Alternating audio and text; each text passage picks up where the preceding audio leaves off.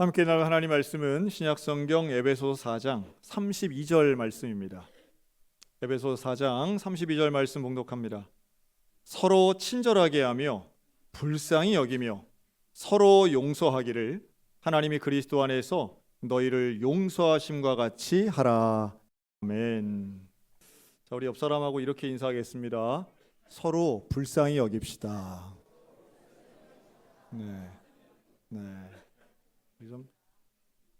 서로 좀 불쌍히 여기는 마음만 있어도요, 천국 비슷한 느낌이 좀 들 수 있다는 생각이 듭니다. 오늘 읽은 우리 에베소서에는 예수님을 믿고 새로운 사람, 썩어져가는 구습이나 악습을 다 버리고 경건하고 거룩한 새 사람을 입으라고 말씀하는데요. 그 새 사람은 어떻게 살아야 하는가? 이게 오늘 본문의 결론 같은 말씀이죠. 서로 친절하라는 거예요. 그리고 서로 불쌍히 여기라는 거죠. 그리고 서로 용서하라고 당부하고 있습니다. 사실 우리가 사람들을 대할 때 인간관계 다 뭐 쉽지 않다, 어렵다 이렇게 말하지만 인간관계 속에서 일어나는 부정적인 일 중에 하나가 짜증나고 화나는 거 있습니다. 분노하는 거죠. 여러분, 우리는 언제 분노하는가 생각해 보면요, 분노는 억울하고 내가 손해 본다고 생각할 때에 그 불의한 일을 향해서 내 감정이 막 일어나는 순간, 이게 좀 분노가 일어나죠. 근데 오늘 본문에는 분노하되 죄를 짓지 말라고 말씀합니다. 화가 나는 감정은요, 사람이기 때문에 그럴 수 있겠죠. 화가 나죠. 그런데 그 화를 어떻게 내느냐가 중요한데, 그 화를 내면서 죄를 짓는 차원은 전혀 다른 차원이 됩니다. 즉 감정을 넘어서서 이제 의지의 영역에서도 죄를 짓게 되는, 그래서 관계가 더 악화되는 걸 막으라 하는 말씀이죠. 인간이 육신을 입고 있는 이상 우리의 소욕이나 기분, 감정 이런 것까지는 완벽하게 통제하기는 좀 어렵겠죠. 그러나 그 감정이 죄로 번지는 것은 막아야 된다라고 하는 말씀입니다. 사람이 분노하면 눈빛도 달라지고요, 말투도 달라집니다. 그래서 평온을 유지하기가 좀 어렵죠. 그럼 잘 생각해 보면 우리가 그렇게 억울하고 화내는 것이 과연 불의한 일에 대해서인가 하는 거 좀 살펴봐야 됩니다.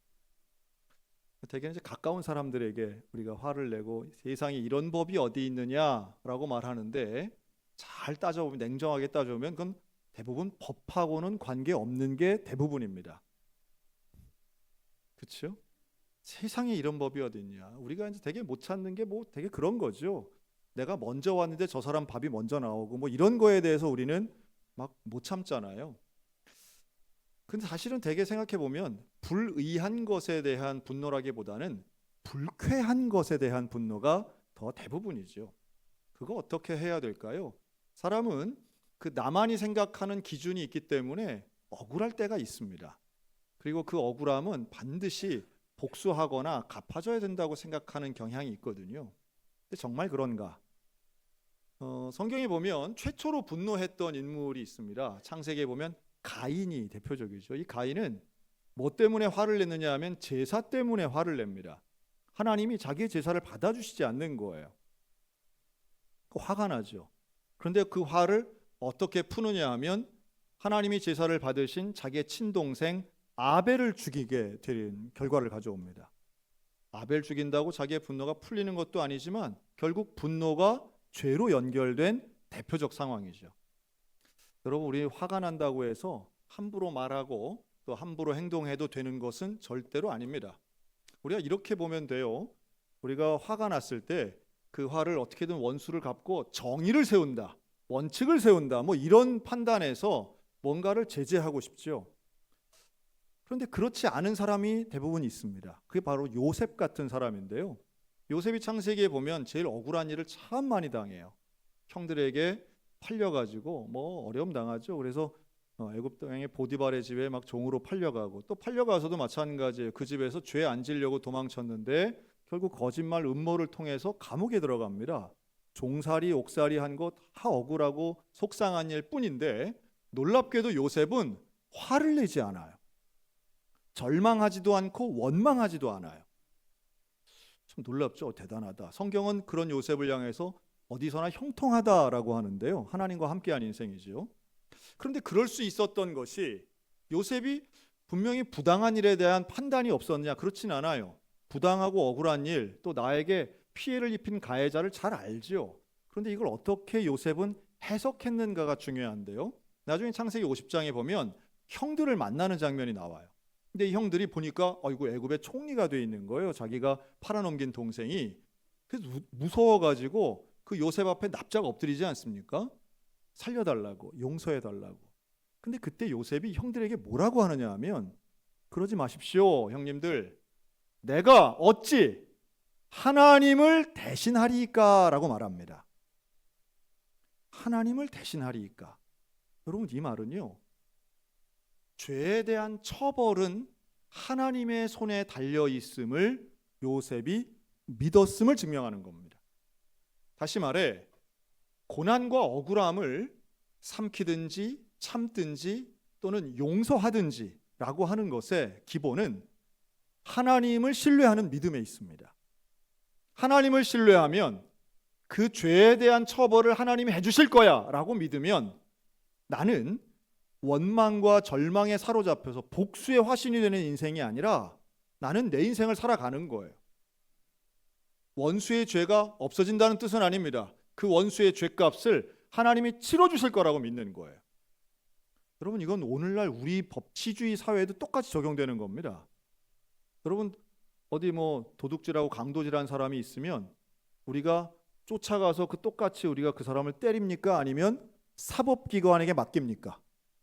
사법기관에게 맡겨야 되는 거예요. 내가 처벌하는 사적 복수를 하는 건 법치국가가 아닙니다. 충분히 아실 거예요. 여러분 믿음의 사람은 원수를 어떻게 갚아야 되느냐 하면 그 원수를, 그 죄를 지은 사람을, 그 가해자를 명백히 불의한 존재가 있다면 그 처벌은 하나님께 맡겨야 될 줄로 믿습니다. 하나님이 존재하시니까, 하나님이 신실하시니까 하나님이 분명히 그 죄값을 치러주실 거야. 이게 요셉의 마음이에요.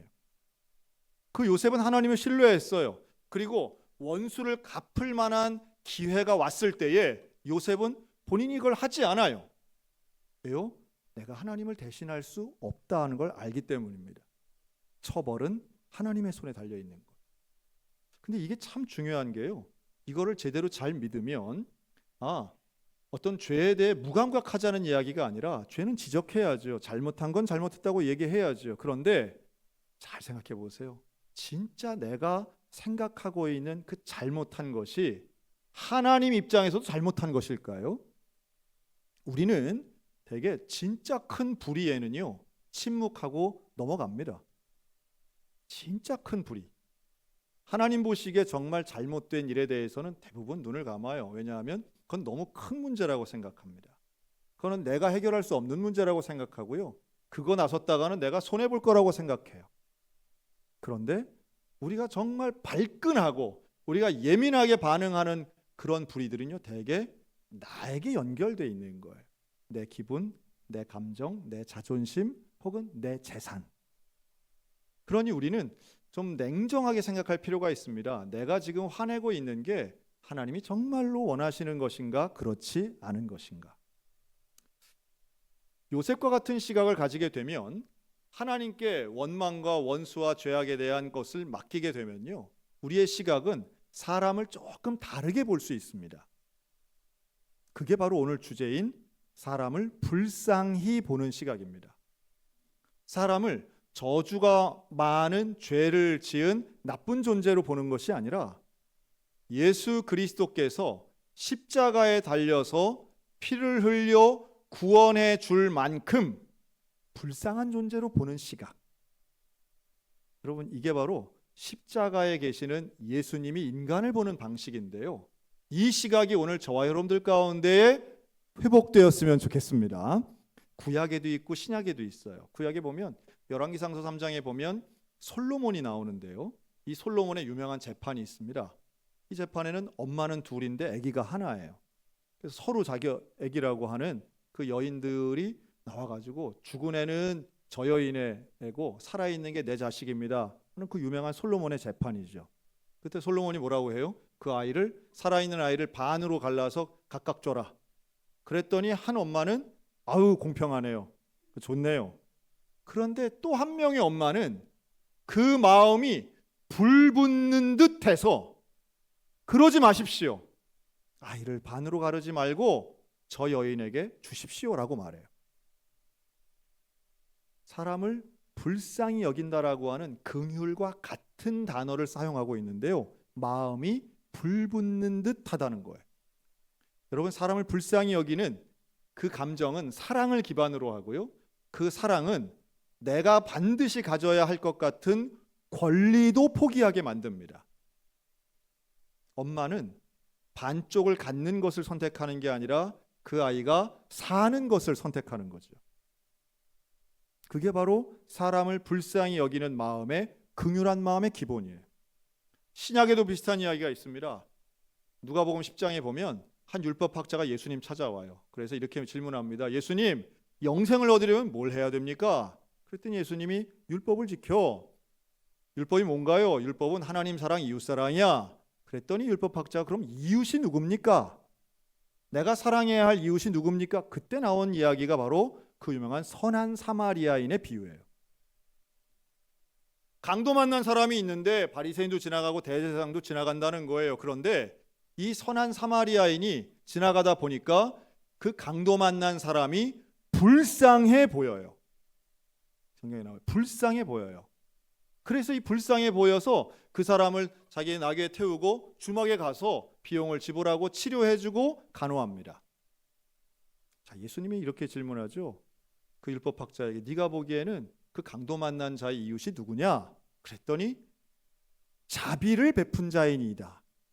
그때 이 자비를 베푼다와 솔로몬의 재판에 있는 마음이 불타는 것과 사마리아인이 보는 불쌍히 여긴다는 게 다 같은 단어예요.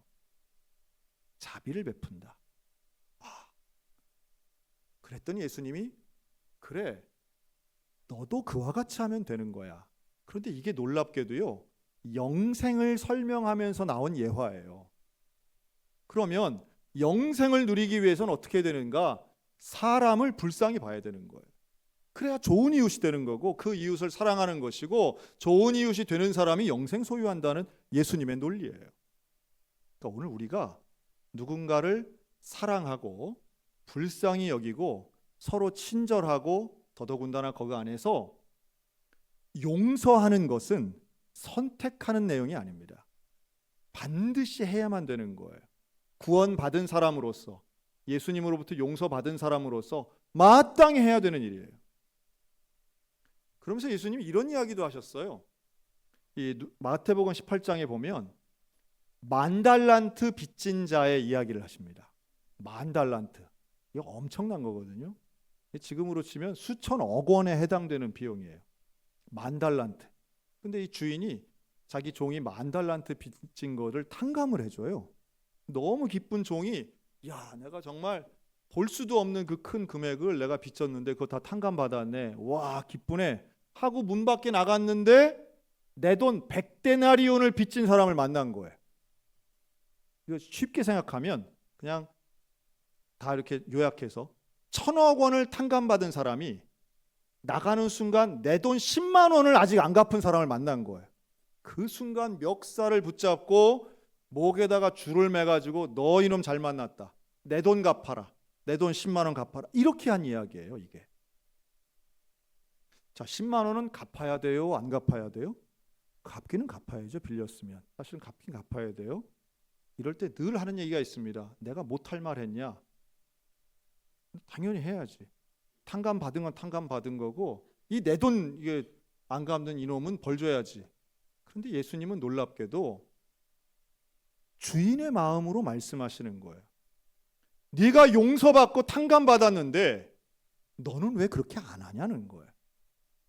너는 왜 다른 사람의 그 작은 것에 대해서 예민하게 반응하고 마치 너는 용서받지 않은 것처럼 남들을 정죄하고 비난하고 남들을 공격하는 것에 왜 그렇게 헛똑똑이 같이 일을 하는 거야?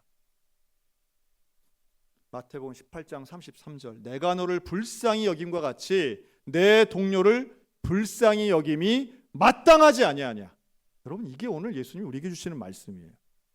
마땅하다는 거예요. 다른 사람을 불쌍히 여겨야 되는 거예요. 다른 사람의 죄를 들춰내는 게 아니라 용서하는 게 마땅하다는 거예요.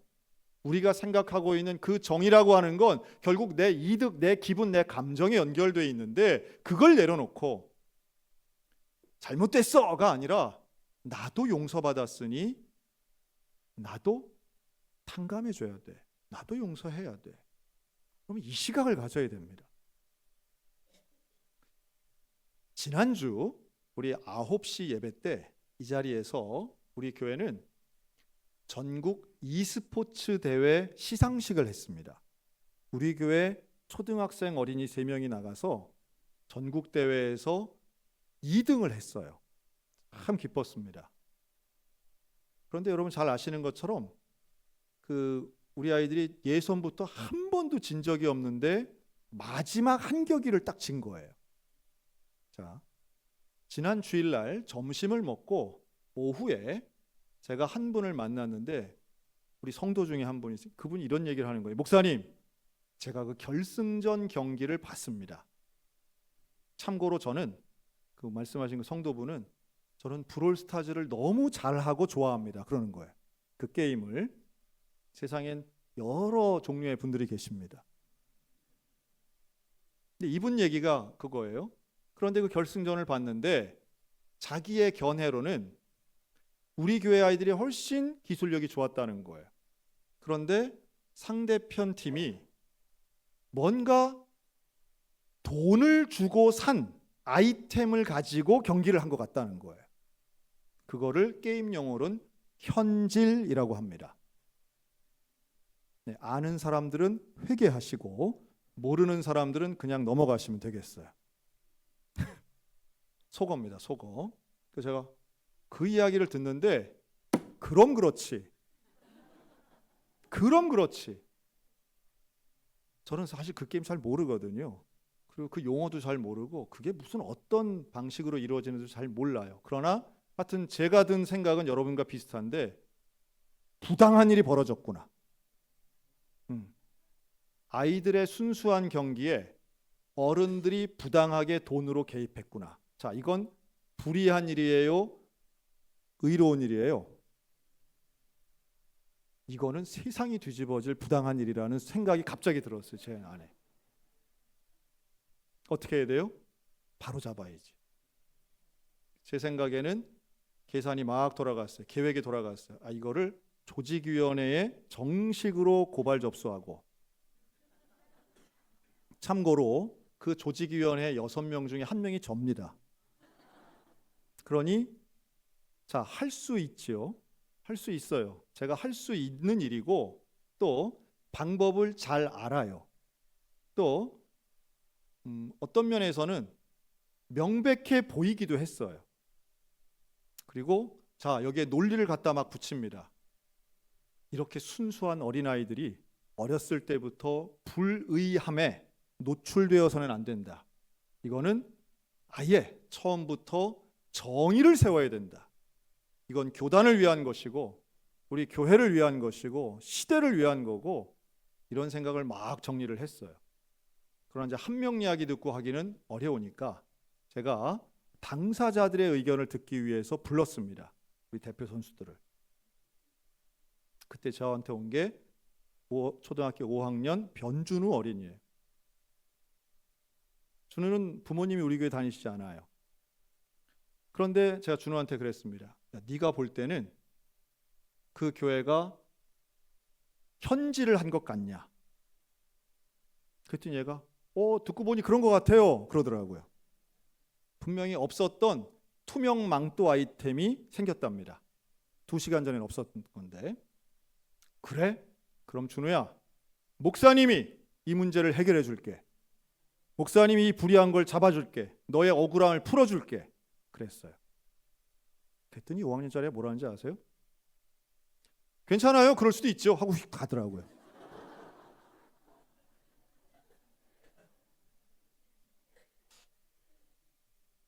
제가 그날 하루 종일 부끄러웠습니다. 하루 종일. 왜 이럴까? 왜 쟤는 자유로운데 왜 나는 그걸 가지고 왜 문제를 삼으려고 했을까? 그렇죠? 여러분, 문제를 삼으려고 하는 사람의 심리 속엔 뭐가 있냐 하면 저건 아주 잘못되고 저건 아주 불의한 일이고 저거는 고쳐야 될 일이라고 생각해요. 우리는 그런 거에 너무 예민합니다.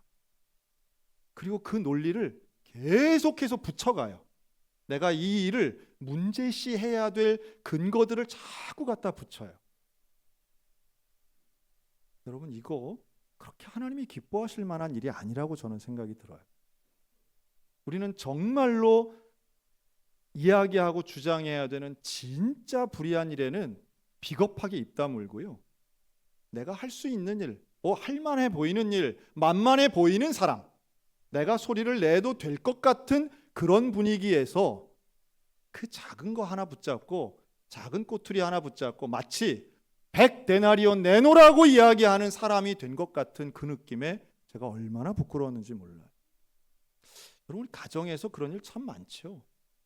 그냥 그 자존심 하나 세운다고 그 말꼬리 붙잡기도 하고요. 단어 하나 붙잡기도 하고요. 그때 그런 말 했잖아 하면서 수년이 지난 지금까지도 그거 가지고 울고먹는 분들 계실 거예요. 교회도 마찬가지예요.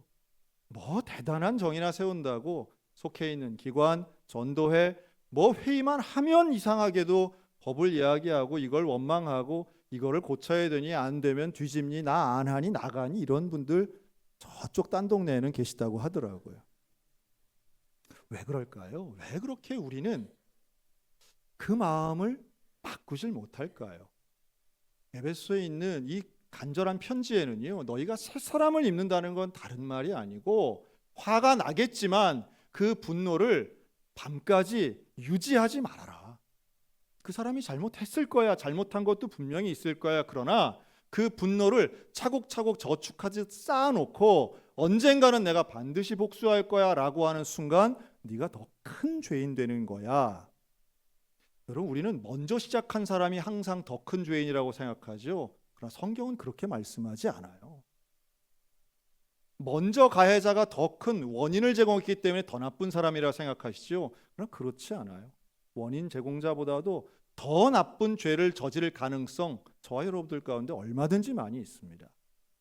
원인 제공자에게 모든 걸 뒤집어 씌우지 마시기 바랍니다. 스스로가 징계자가 되고 처벌자가 되려고 해서는 안 된다는 말씀이에요. 요셉의 믿음이 오늘 우리들 가운데 있었으면 좋겠습니다. 죄에 대한 처벌은 하나님께 있는 거예요. 하나님을 대신하려 하지 않으셨으면 좋겠고요. 그러나 분별력이 있어야 되겠죠. 그런데 그 분별력을 타인이 아닌 나에게 적용해야 됩니다.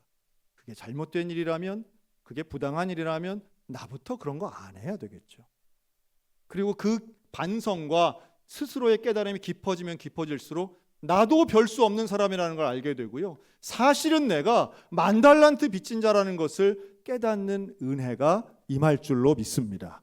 그리스도의 십자가 앞에 나아가면 내가 더 큰 죄인이라는 걸 깨달아야 돼요. 그런데 나의 죄는 눈 감고 나의 죄에 대해서는 모른 척하고 오로지 다른 사람들의 그 티끌에만 관심이 있어서 정죄하고 비난하고 욕한다면 결국 우린 새 사람하고는 거리가 멀게 되는 거죠.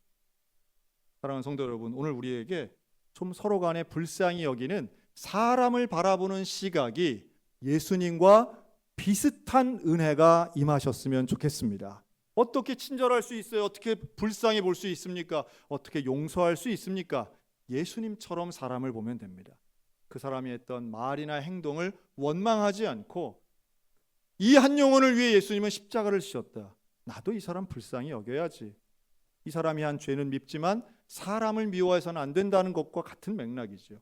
오늘 저와 여러분들 가운데 사람을 바라보며 서로 간에 피차 불쌍히 여기는 예수 그리스도의 마음이 불타는 마음, 선한 이웃에 불쌍히 여기는 마음이 있어서 오히려 내가 용서를 받은 것처럼 남도 용서할 수 있는 저와 여러분들 모두가 다 되시기를 주님의 이름으로 축원합니다. 아멘. 기도하겠습니다.